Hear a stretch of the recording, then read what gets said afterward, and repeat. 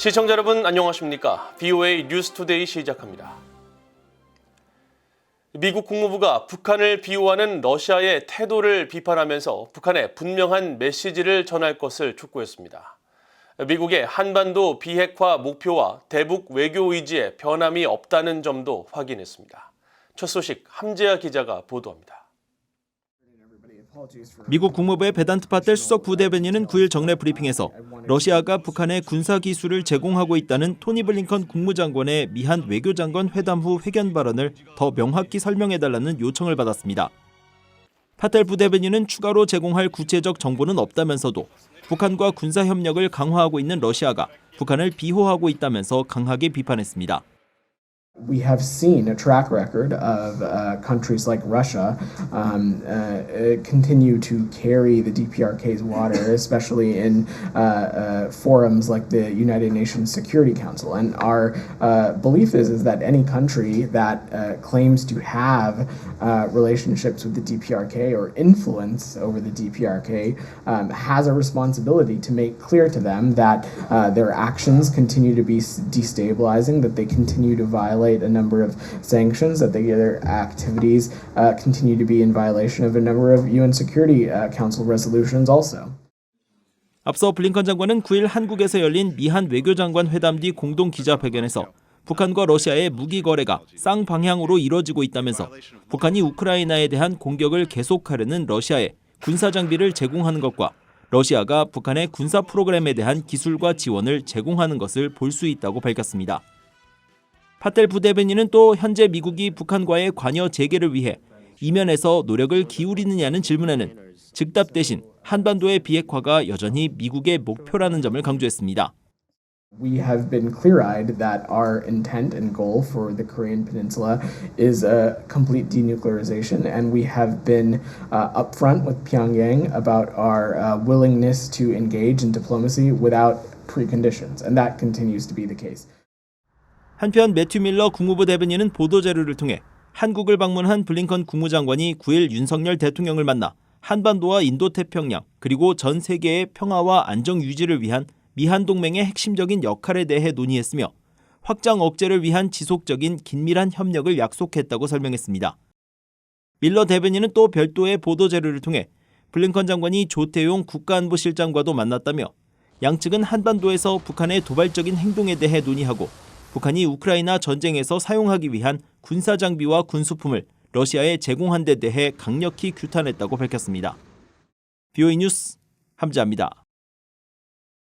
유럽연합 EU가 하마스를 테러 조직으로 규정하고 하마스와의 어떤 군사 협력도 테러를 지원하는 것을 의미한다고 밝혔습니다.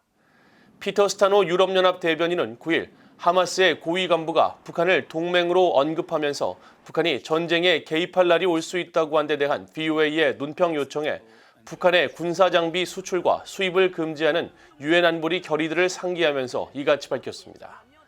앞서 지난 5일 레바논 베이루트 주재 하마스 고위 간부 알리 바라케는 현지 언론과의 인터뷰에서 북한은 하마스 동맹의 일부라며 북한이 개입할 날이 올 수 있다고 주장한 바 있습니다.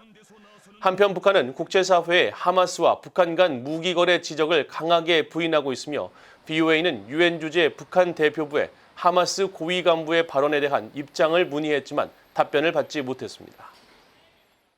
한국과 수교 40주년을 맞은 아일랜드가 북한의 군사 도발을 규탄하며 북한의 완전한 비핵화를 촉구했습니다. 아일랜드 총리실은 9일 레오 바라드카 아일랜드 총리가 지난 3일 서울에서 한국의 윤석열 대통령과 정상회담을 한 것을 계기로 북한과 관련한 BOA의 질문에 아일랜드는 북한의 완전하고 검증 가능하며 되돌릴 수 없는 비핵화, 즉 CVID를 계속 촉구할 것이며 북한은 핵무기와 대량 살상무기, 탄도미사일 프로그램 개발을 금지하는 유엔 안보리 결의에 대한 이행 의무를 다해야 한다고 밝혔습니다. 아일랜드 총리실은 또 북한의 인권 상황에 대해 깊은 우려를 표하고 북한 정권의 선택은 주민뿐만 아니라 영내 전체에 심각한 문제를 야기한다고 비판하면서 인권 개선을 위해 북한은 유엔과 협력해야 한다고 밝혔습니다. 유엔 총회에 북한 인권 결의안 초안이 올해도 제출됐습니다. 결의안을 제출한 유럽연합은 북한의 반동사상 문화 배격법 등 주민들에 대한 북한 정권의 절대적인 사상 통제 강화에 우려를 나타냈습니다. 탈북민들을 강제 북송한 중국을 직접 명시하지는 않았는데 황중국 유엔 주재 한국 대사는 고문 방지 협약이 결의안에 새로 포함됐다고 강조했습니다. 김영권 기자가 보도합니다. 유엔 총회에서 인권 문제를 다루는 제3위원회가 유럽연합이 제출한 북한 인권 결의안 초안을 8일 공개했습니다. 결의안은 오랫동안 지속되고 있는 북한의 조직적이고 광범위하며 중대한 인권 침해를 가장 강력한 어조로 규탄하면서 북한 정권의 사상 통제 강화에 대해 처음으로 절대적 독점이란 강력한 표현을 넣어 우려를 나타냈습니다. 절대적인 정보 독점과 조직화된 사회 통제 등 북한 주민들에 대한 광범위하고 심각한 북한 정권의 규제가 코로나19 방역 조치로 더욱 강화되고 있다는 것입니다. 결의안은 그러면서 북한 정부의 독립적인 신문과 미디어 설립을 허용하고 반동사상 문화 배격법을 포함한 법률과 권리 억압 관행 검토 등 사상과 양심, 종교, 신념의 자유와 의견, 표현, 결사의 자유에 대한 권리를 보장하라고 촉구했습니다. 공동제안국으로 이번 결의안 초안 작성에 적극 관여한 한국의 황중국 유엔 주재 대사는 북한 정부에 대한 강력한 권고에 통제 문제를 별도로 강조한 건 중요한 의미가 있다고 말했습니다. 우리 한국 비디오 같은 거 잘못 보거나 퍼뜨리면 뭐 사형을 시킨다든지 이런 반동사상 문화 배격법도 직접 언급을 하고 그런 상당히 노골적으로 그런 법들을 통과시키고 실제로 그걸 이행을 하고 있고 이게 심각한 문제란 말이에요. 그래서 그 부분을 이제 상당히 강화를 했어요. 결의안은 또 유엔 안보리의 북한 인권 상황 논의 재개를 환영하며 북한 정부가 주민의 복지 대신에 핵무기와 미사일 개발에 국가 재원을 전용한 것을 비판했습니다. 최근 국제인권단체들과 탈북민들이 강력히 권고한 중국의 탈북민 대거 강제 북송 문제는 명시되지 않았습니다. 대신 유엔 회원국들에게 국경 간 여행 재개와 관련해 농루플망, 즉 강제 송환 금지 원칙을 존중할 것을 강력히 촉구하면서 중국이 비준한 유엔 난민협약과 의정서 외에 고문방지협약 의무 준수를 새롭게 권고했습니다.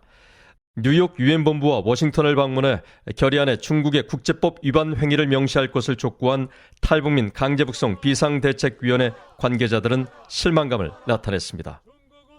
너무 안타깝고 가슴 아픈데요. 중국이라는 네이밍을 하지 않고 이제 강제 북송을 중지하라고 말한다면 일시적으로는 중국과의 관계나 뭐 이런 것들이 좋을 수는 있겠지만 장기적으로 봤을 때 이 탈북민들의 강제 북송 사태를 확실하게 막을 수 있는 그런 장치가 없다는 거죠. 19년 연속 채택될 이번 결의안은 이달 중순 컨센서스 합의 형식으로 채택될 것으로 알려졌습니다. 유엔 소식통들은 북한 인권 결의안은 유엔 총회에서 컨센서스로 채택되는 결의안 가운데 유일하게 특정 국가를 상대로 한다면서 중국 등 특정 국가를 명시하면 컨센서스 채택이 어렵다고 말했습니다. 또 황중국 대사는 중국을 지목한 강제 북송이 명시되진 않았지만 고문 방지 협약이 새롭게 추가된 건 상당히 중요한 의미가 있다고 강조했습니다. BA 뉴스 김영권입니다. 미국 공화당의 팀 버쳇 하원 의원이 북한 외교관 출신인 한국의 태영호 국회의원을 만난 뒤 중국의 탈북민 강제 북송을 강하게 비판했습니다. 버쳇 의원은 8일 VOA에 탈북민 출신의 태영호 의원과 면담을 했다면서 중국은 언론이 팔레스타인 무장정파 하마스의 이스라엘 공격에 집중하느라 탈북민 문제를 다루지 않을 것을 알았을 것이라면서 중국의 이 같은 대규모 인권 잔악 행위는 혐오스럽다고 말했습니다. 앞서 영국 주재 북한 공사 출신인 태영호 의원은 강제북송 피해자 가족 등이 결성한 한국의 탈북민 강제북송 비상대책위원회 대표단과 함께 워싱턴 DC를 방문해 줄리 터너 국무부 북한인권 특사와 공화당의 테드 크루즈 상원의원, 미셸 스틸 하원의원 등을 면담했으며 뉴욕에서는 북한 대표부와 중국 대표부 앞에서 탈북민 북송 중단을 촉구하는 집회를 벌였습니다.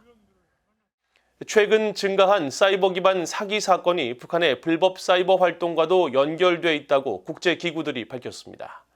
전 세계 자금 세탁과 테러 자금 조달을 막기 위해 설립된 자금 세탁 방지 기구는 9일 에그몬트 그룹과 인터폴 국제 형사 경찰 기구가 공동으로 발표한 사이버 기반 사기를 통한 불법 자금 흐름이라는 제목의 보고서에서 사이버 기반 사기를 증가하는 초국가적 조직 범죄로 규정했습니다. 그러면서 사이버 기반 사기 사건을 일으키는 범죄 조직이 인신매매와 강제 노동, 그리고 북한의 불법 사이버 활동과 연결된 확산 금융과도 관련이 있는 것으로 밝혀졌다고 지적했습니다. 사이버 기반 사기는 컴퓨터 소프트웨어나 휴대폰 애플리케이션을 이용해 피해자를 속여 자금을 탈취하는 행위를 말하며 확산 금융은 핵무기와 생화학 무기 개발, 생산, 획득 등에 사용되는 자금이나 금융 서비스를 제공하는 행위를 의미합니다. 보고서는 그러면서 구체적으로 사이버 범죄가 북한의 주요 불법 수입원으로 보고된다고 밝히고 불법 사이버 활동에는 개인정보를 판매하거나 해킹과 피싱 도구 및 서비스를 제공하는 행위가 포함된다면서 과거 북한의 해킹 조직이 보이스피싱용 기계를 한국의 범죄 조직에 판매한 사건을 주요 사례로 제시했습니다. 이상으로 VOA 뉴스투데이를 모두 마칩니다. 시청해주신 여러분 고맙습니다.